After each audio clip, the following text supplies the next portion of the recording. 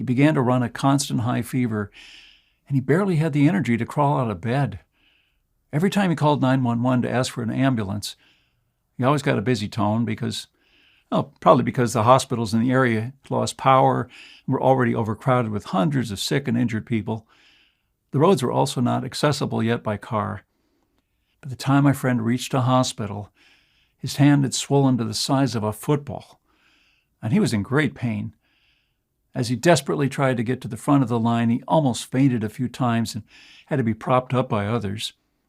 Tom told me he was one of the lucky ones who managed to see a doctor before it was too late.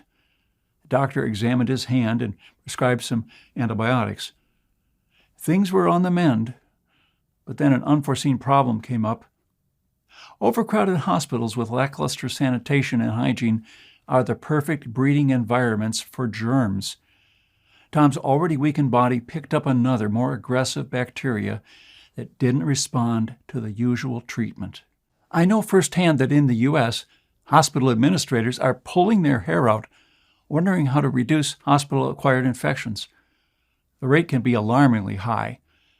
In a crisis, you might have a much better chance of picking up an infection in a hospital than if the doctor performed the procedure in your own bedroom. At least at home, you have germs that you've developed an immunity against, and they're usually not resistant to every antibiotic known to man.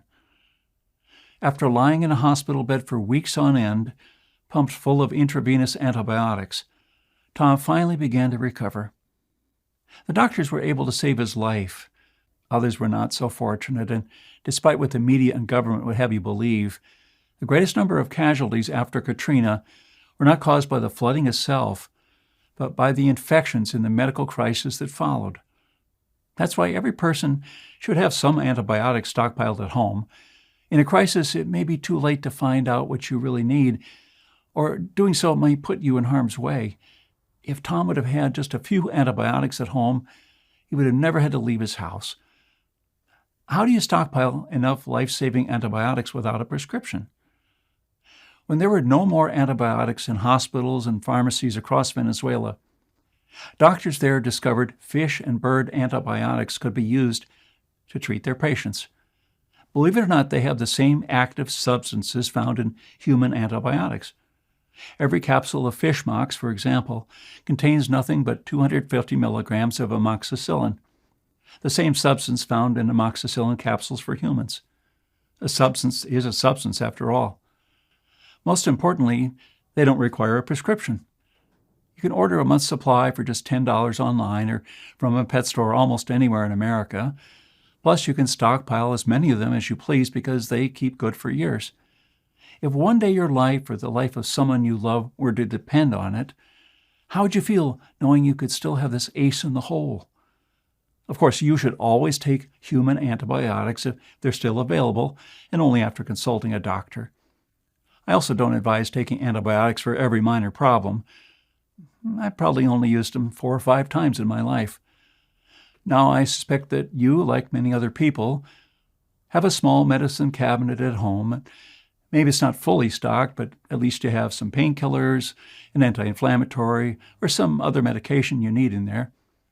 Just imagine that's all gone tomorrow and you can't buy any more. What will you do?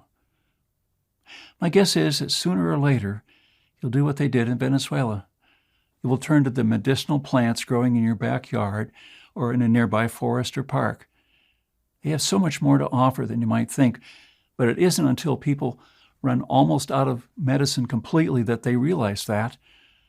If you don't know this already, many of the medicines on the market today are still derived from substances found in common plants. Aspirin is made from the bark of the willow tree, and with the right knowledge, you can extract it yourself to lower a fever or fight pain and inflammation. The flu medicine known as Tamiflu is derived from a plant called the star anise.